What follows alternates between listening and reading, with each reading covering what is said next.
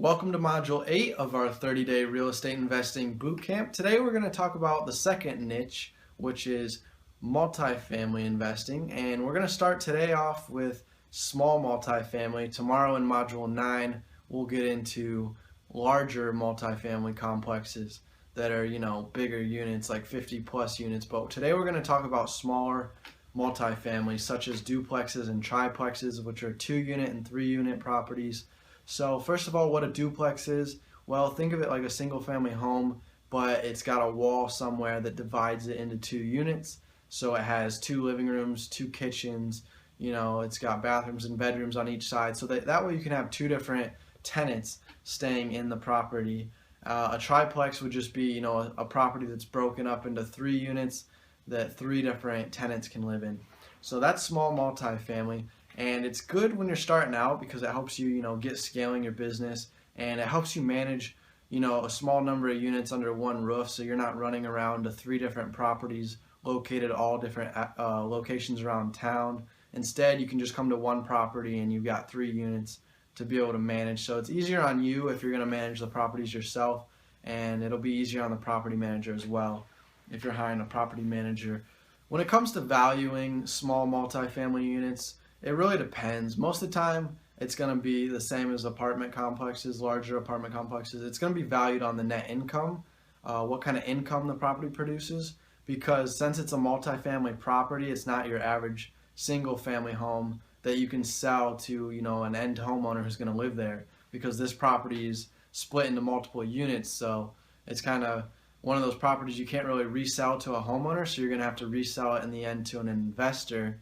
Unless it is a single family home that was split up into 3 units at one point, you could convert it back to a single family home by knocking down some walls and reconfiguring the construction. But just for the sake of today's topic, we'll just say, small multifamilies, or we're talking, 2 to 5 units. So it's going to be investors that we're selling to. So they're going to be concerned about what kind of income the property produces, and that's going to be how we're going to value the investment. So with multifamily apartments, we use the cap rate to value the investment. So what a cap rate is it's basically the return on investment the expector can get if he pays all cash. So if the property is producing $6,000 and the cap rate is 6%, then that means the property's value is going to be $100,000. So in other words, the cap rate is saying that the investor is going to make 6% return on his investment. So if he makes an investment of $100,000 and the cash flow is $6,000 after paying all expenses, he's going to make a 6% return on his money. So that's what a cap rate is. So in other words, you could look at it as an inverse relationship. So you're taking the net income and you're dividing it by the cap rate to figure out the value of the property. So 6,000 divided by 6% is going to spit out $100,000 as the value. So if you know your multiples of percents, so if you know that 6%, the multiple of that would be 16.67. You could just multiply your income 6,000 by 16.67, and it'll get you the same thing. You'll get 100,000 as your answer.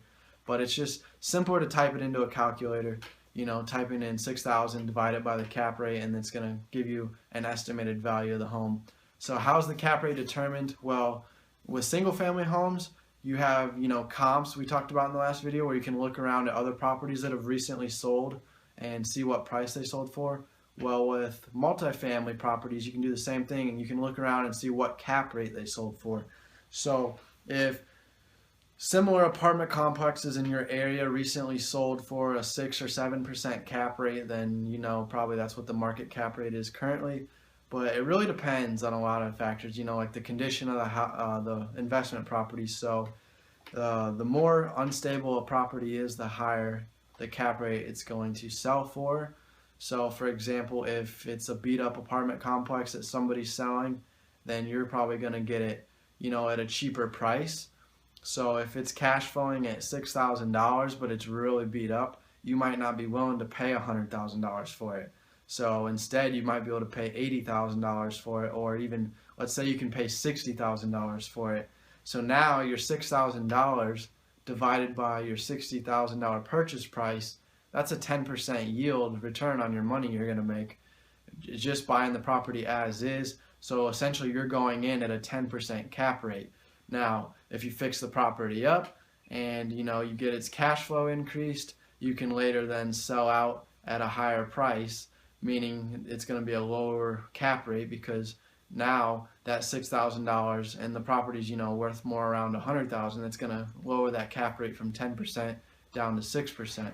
So the objective with multifamily is to buy at a high cap rate, sell out at a low cap rate, and your end goal is just to increase the net income, because if the cap rate doesn't change, then you're going to make more money. Your investment's going to be worth more because of that cap rate being like a divisor or multiplier on your income. So as your income goes up, the value of the property has to go up in order for those cap rate percentages to stay the same. So what I mean by that is, in our example, going in, you bought in at a 10 cap. So you paid $60,000 to get a $6,000 return. So you're getting a 10% return on your investment at a 10 cap. So now let's say you doubled your cash flow to $12,000 is what it's cash flowing. So now at a 10% cap rate, $12,000 is going to be 10% of $120,000. So if you double the cash flow, you're going to double the value of the property essentially if the cap rate stays the same. So that's the biggest thing. Go in there, fix up a property, get the net income bigger, and you're going to make a greater amount on the resale when you go to sell out in several years. So how big investors make their money, which we're going to get into with large apartment complexes, is just that. They buy in at a high cap rate, they fix up the net income, and then they look to exit the property to gain all that equity value because they just increased the value of the property substantially for every $1,000 they rose the net income.